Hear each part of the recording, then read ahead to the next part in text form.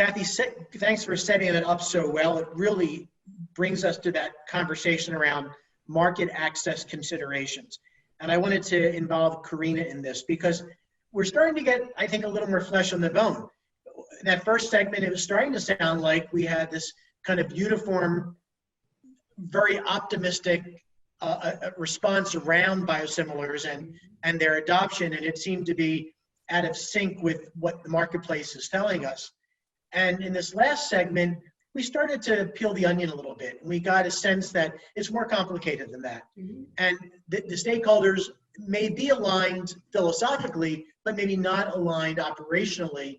That's leading into some of that. So, Karina, help me understand at a payer level, you've also got a complex situation, and you've got to deal with your bottom line as well as try to make good medical policy. And so help me understand that approach and why Kathy is kind of conflicted because, one, she's also got multiple payers, not just one payer, but she's got to try to make this decision of what's best for her practice environment and if she can afford to stock multiple versions of the same drug.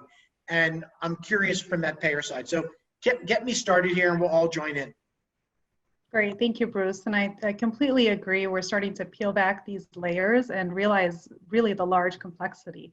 I'll start off by saying, I think that Kathy as well, I agree with what you said, Bruce, set it up really well in terms of where are we sitting when we're making these decisions. And I think you brought up, Kathy, the marriage between, your providers versus, what the physician is saying on the clinical end, and then what you're going to do on your practice side.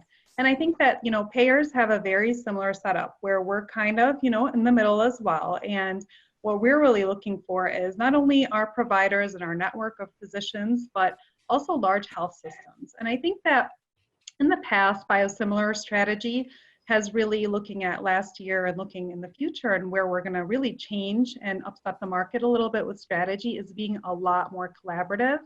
I think that that is really what is missing and what has been missing.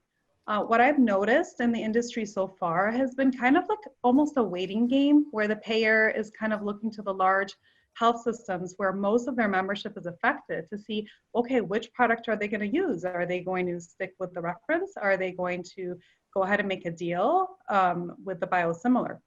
And vice versa. I think that, of course, the large health institutions and even smaller practices are also looking to the payer to make a decision. And without the collaboration that's necessary, it really just becomes kind of a waiting game. And of course, we really haven't touched on this much, but I think that a big segment of this and the decision makers are largely affected. We talked a little bit about contracting, but we have our colleagues in pharma that are kind of like the go-between, and it does become a little bit of a strategic game of what are the other payers doing versus what are the health systems doing and what are the providers and patients going to tolerate in terms of pricing and in terms of contracting.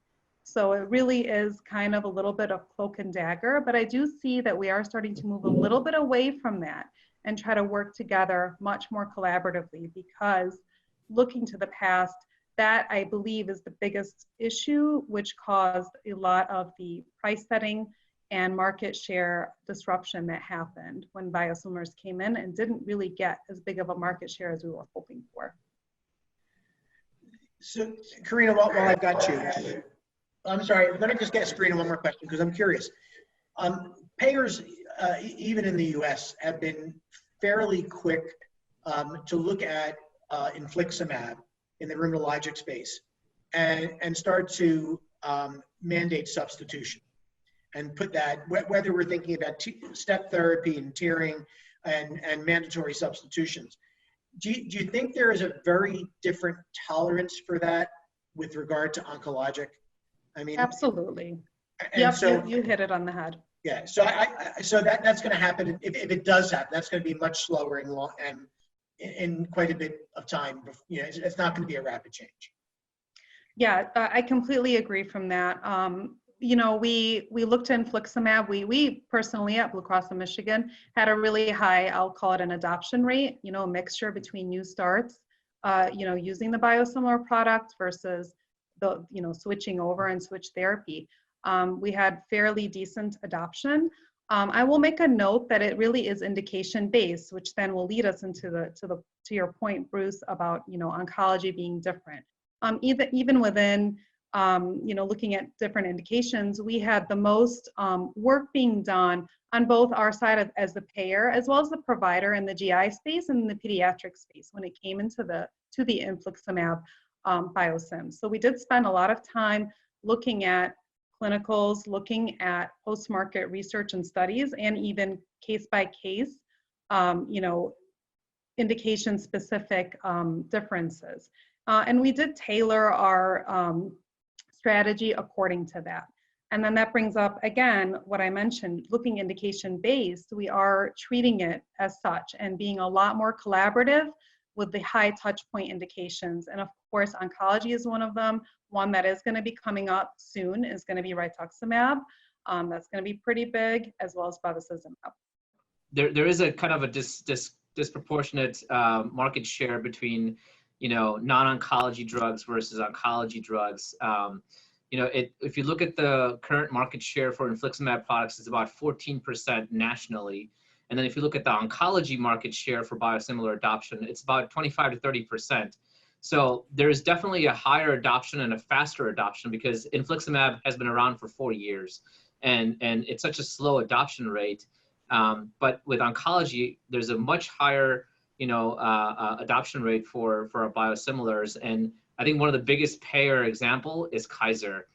They have 12.5 million lives, and they've converted over 80% of their patients to biosimilars in oncology. So I think it really speaks to like the difference in practice where I think oncologists are probably more comfortable using biosimilars than non-oncologists are, just based on the adoption rate that I'm seeing across the country. So those are pretty high numbers. They're surprising to me. I didn't realize they were that high.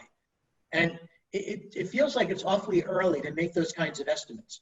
Availability has been a matter of months. Yes, I mean, that's basically, Kaiser actually publicized their data where within 6 months, they were able to get that market share for bevacizumab when it was approved, and same thing with trastuzumab. So IQVIA is the company that actually publishes the market share. You're welcome to, I think it's on the website.